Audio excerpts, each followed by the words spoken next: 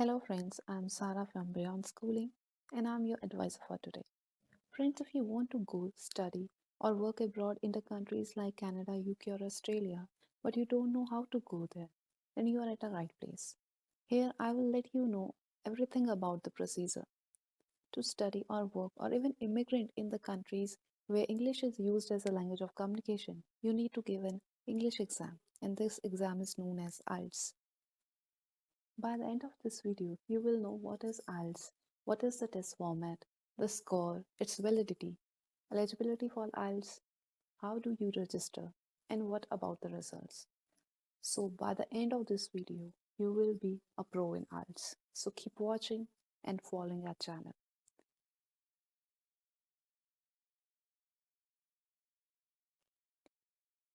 IELTS, also known as IELTS, is an international English language testing system, a test given if you want to study or work at a place where English is used as a language of communication.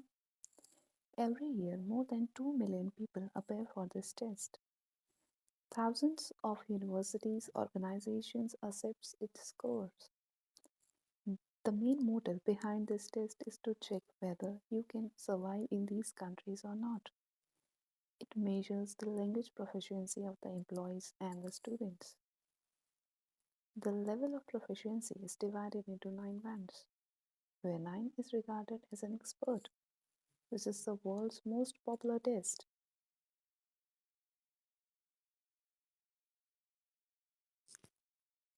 Now let us see its format. IELTS has two formats. One, the academic, and the second, general training module. IELTS academic is the test for the students who wants to enroll in the universities, and general is for those who want to work abroad.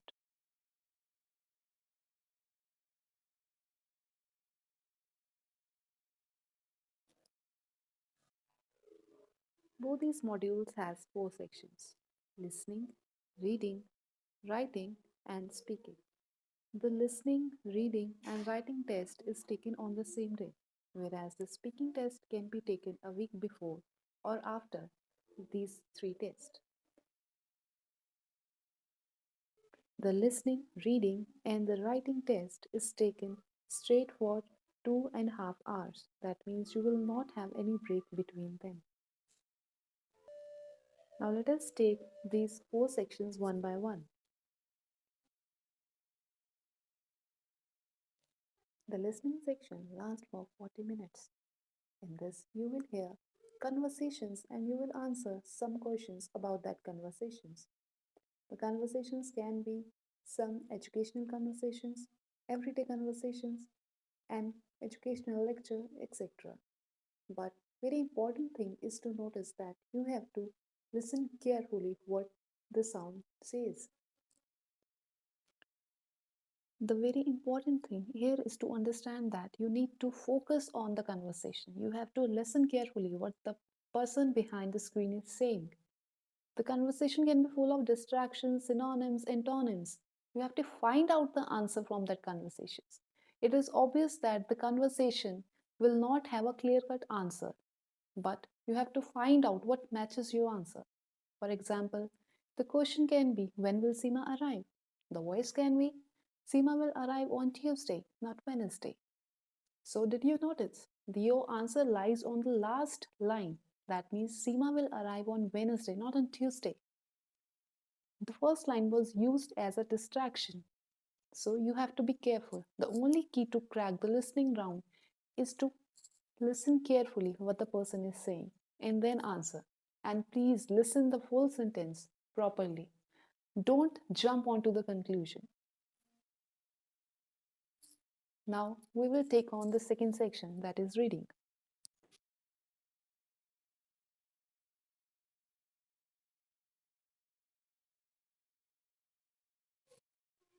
The reading section lasts for 60 minutes. But the thing here is to notice that academic and the general modules will have different reading papers. In academic, you will have articles from the books, magazines, or newspapers. Or even you will have a diagrams like flow charts which you have to interpret and answer accordingly.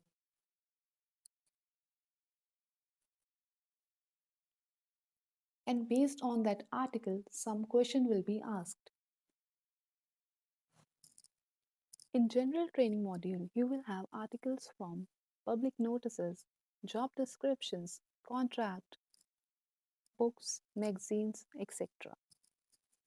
In both the sections, you have articles and you will have questions based on that articles.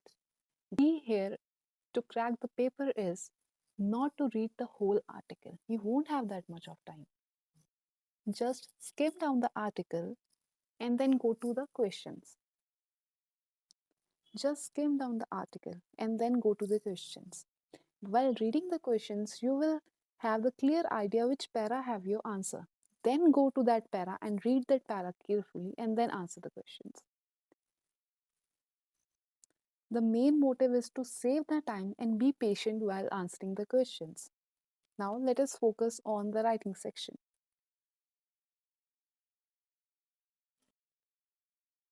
The writing section lasts for 60 minutes. In this, you would be given a diagram of a graph, a chart, etc., which you have to interpret in your own words. This section will be in academic module. If you are planning to go for a general training module, you will be given a situation or a problem on whose response you have to write a letter. This was the first section of both the parts. In second section, you will have to write a short essay in the response of a situation or a problem given by the paper. This section would be same for both the modules. Now the last section is speaking section. It lasts for 11 to 14 minutes. In this you will have one-to-one conversation with the examiner. This section has three parts. First part is general introduction, in which you will be asked about yourself, your family, your friends, your place, etc. In second part, you will be given a topic and 1 minute will be given to you for its preparation, and then you have to answer according to that topic. And after the completion of that 1 minute, you would be asked to talk on that topic continuously for 1 or 2 minutes. So this would be your second part. The third part would be a conversation with the examiner. You would be asked questions about the topic you discussed or you gave the speech on earlier. He would ask you questions and you will have to answer. So the important things here you have to keep in mind is that you have to be fluent. You don't memorize your answer and then say it. Be fluent and say in a line, and don't be in a hurry. Take pauses. The next query is about its score and validity. IELTS gives its scores in the form of bands. They range from 1 to 9, where 9 is regarded as an expert and 1 is a non-user, and so on. That means 2, 3, 4, 5, 6, 7, 8, 9. This will increase your band, whereas if you will come from 7, 8, 9, you will have like less scores. For each of the section, you will get different bands and your overall result will be the average of all the 4 sectors. That means you have to sum up all the marks obtained from the different sections and then divide it by 4. This will be your overall score. Therefore, the higher score you score in IELTS reflects a better understanding and ability to communicate in English. That means you have to score high if you want to get admission in the good universities. They will only prefer high scored students. Every university has a different set of requirements and their own guidelines, which the student has to follow for admissions. Their eligibility criteria can also be different. For example, a popular or a good university can demand a higher IELTS score, whereas not so popular or not so good universities can demand for 7 or less bands. In short, whatsoever be the condition, you need to fulfill the eligibility criteria, otherwise, your enrollment could be cancelled. In short, each immigration body, university, workplace will have specific IELTS score requirement. The score you need will depend on what you are looking to do in the country, that is, study or work. Always try to get higher scores in the IELTS exam. Now comes its validity. Each organization decides on its own about the validation on the IELTS score. Generally, it is 2 years. After 2 years, you need to give the exam again. All the fee and the registration will be done from a fresh perspective. The fees is 14,000 rupees. For IELTS exam, you can apply as much as you can. There is no limit on that. That means you can apply IELTS exam for n number of times. Every 2 years, you will apply a new exam. Now comes eligibility. Let us see who is eligible for the test. The minimum age for giving IELTS exam is 16 years, irrespective of nationality. Exception can be made where a school requires IELTS score for admission. Candidates must have a valid passports because it is required while registering for the exams. Generally, there is no such perspective for 16 less age, but they prefer for the people who are above 16 years of age. There is no such eligibility for IELTS, for example, minimum qualifications or anything else. But it is preferred that candidates should check eligibility of the institute where they wish to apply. Now comes the registration. Let's see how you can register or apply for the exam. There are two modes of application: registration online and offline. Before applying from any of the mode, either online or offline, you need to have selected your nearest exam center and select the day which you want to give the test. The exam is available for 48 fixed dates per year.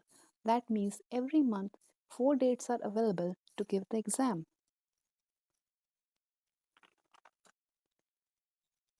For online, you need to visit the official website, that is ieltsregistration.britishcouncil.org.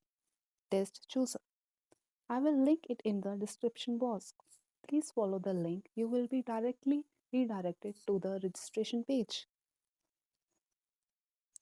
After clicking the registration link from this website, you will go to the registration page. From there, you have to select the option which test type of test you want to give, that is academic or general. After your preferred test, you will be asked about the country from which you want to apply. That is, since we are Indians, we have to apply from India. We will select India. Next query, it will ask that the month you want to give test. Simply follow the instructions. There will be simple questions asked. Here you will select the date and select the mode of giving the exam, either paper form or online computer based form. After all these details, the system will ask for your email, ID, mobile number, passport number, etc., along with your personal details such as occupation, address, name, nationality. You will have to upload passport copy as well. Please keep the passport handy. Here the system will ask you to select the institution where you want to send the score report. Please select the institutions carefully in which you want to apply. These all details should be with you before applying for the exam. The last step is the fee payment. Once you are done with the payment, you can take the printout of the application. Now comes the offline mode. The next is offline mode, where you have to register in person at the British Council office or IDP India office. In this, you will personally visit the office and then give it the form to the authorities. Download the form online and fill it and submit it there. The fee payment will be in the form of a demand draft, credit card or debit card, what else you prefer, convenient. Then you have to have the confirmation. Once you are done with the exam, you are left with the results. The results is available after 13 days of your test. The test will be issued in TRF test report form. It will have the score from all the sections on the band of 1 to 9. Along with overall band score, you can check your score online by visiting British Council website. The link will be in the description box as well as comment section. Please check it out that. Submit your details there like your candidate number, ID number, etc. and then you will have your result. The other forms of checking your results are email ID, SMS. In email ID, you have to send an email with your details to an email number. And for SMS, you have to send the details to a phone number. I hope everything is clear now. And that's all for today, friends. I hope a lot of queries have been answered today. If you still have any queries, please feel free to comment and we will help you in all possible ways. Thank you for watching till the end. Please don't forget to subscribe, hit like, and press the bell button. This will encourage us to make such more videos. Please be a part of our small family. We will see you in the next video. Thank you, everybody.